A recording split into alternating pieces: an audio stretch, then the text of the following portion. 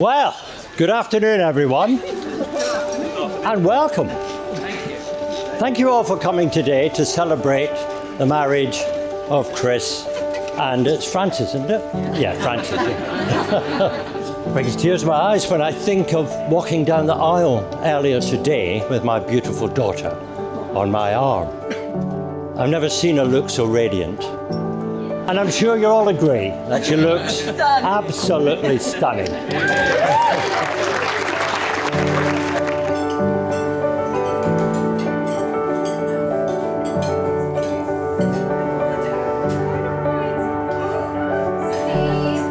Judith and I have known Frances all our life. But it could have been quite short, because I can remember going into hospital just after she'd been born, and I picked her up to put her on my shoulder, and I could see the look of horror on Judith's face, because of course I had been used to picking up her 20-month-old sister, so I went like this and nearly threw her over my shoulder onto the floor. So that would have been the end of her.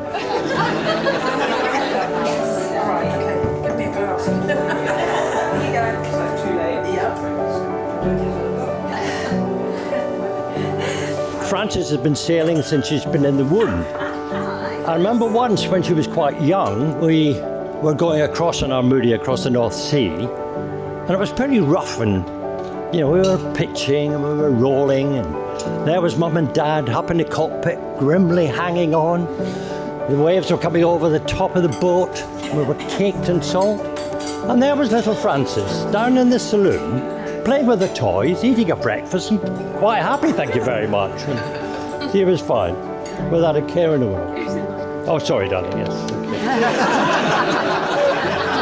Okay. Always do what your wife tells you. Tell her.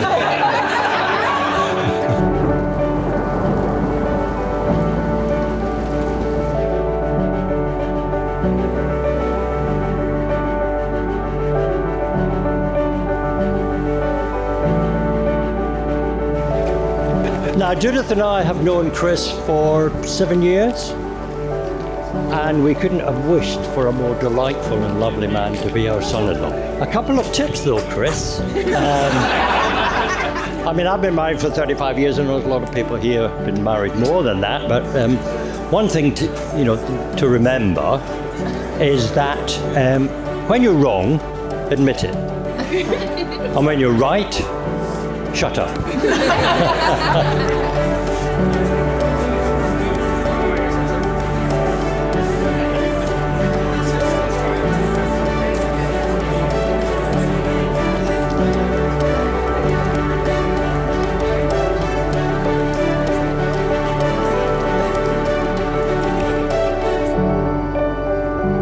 But their relationship has enriched them both, and they've discovered that love isn't about standing there and gazing at each other, but looking outward together in the same direction. It's very simple, isn't it? It's honesty, trust, love and affection.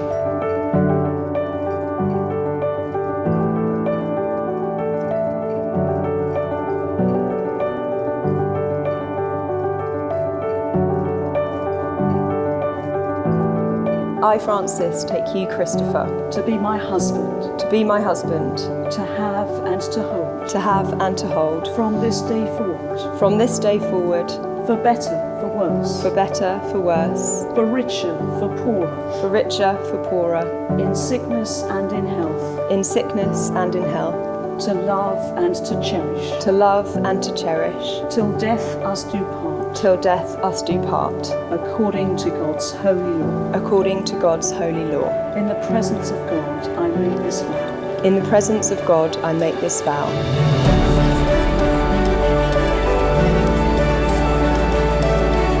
Welcome, ladies and gentlemen, family and friends.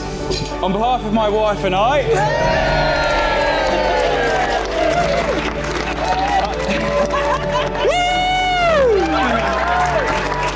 I would like to thank you all for sharing this day with us. It really wouldn't have been the same without you all. It would have been a lot cheaper. I hope you've all enjoyed the day so far. I've been looking around in the crowd and I get the sense that there will be not any disappointment.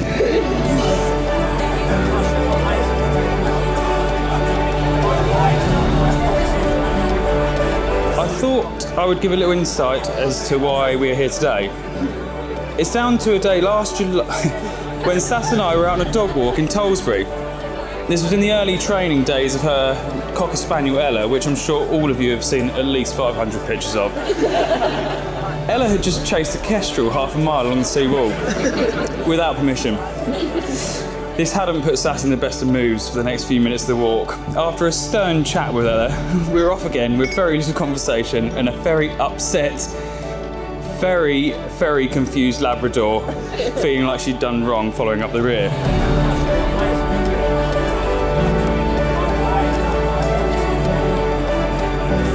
We hopped over the seawall onto a small beach where we were alone. Not another person in sight, just the sound of the waves rolling up the little sand the River Blackwater has to offer. It was at this point I decided to do something very, very silly. Sass leading the way, not being able to see the great surprise coming up, I picked up a rock. Get the dog's attention and throw it as far as I can into the river.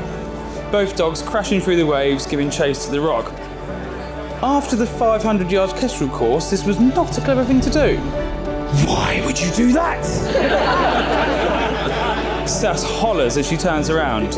One knee down in the Essex mud, I asked her to marry me. And here we are.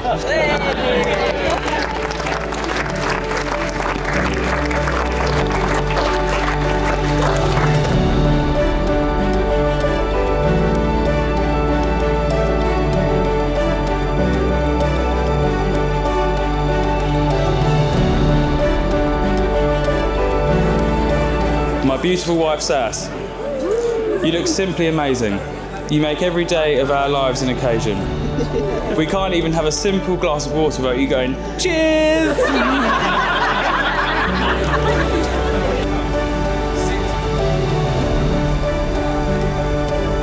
Today wouldn't have been possible without you. Your organisation, motivation and pressure on me to get things sorted has meant that we are here today with little glitches. Today is a great day and you should take most of the credit. I personally was looking forward to a wedding in the greenhouse, but now that the marquee's here, it was a better choice.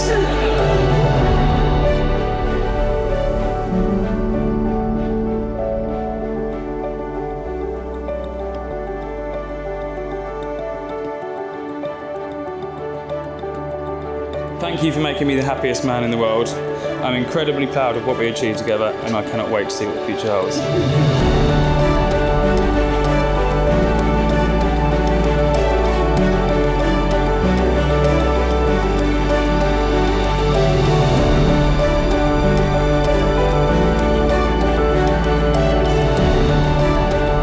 In the presence of God and before this congregation, Christopher and Frances have given their consent and made their marriage vows to each other. They have declared their marriage by the joining of hands and by the giving and receiving of a ring. I therefore proclaim that they are husband and wife.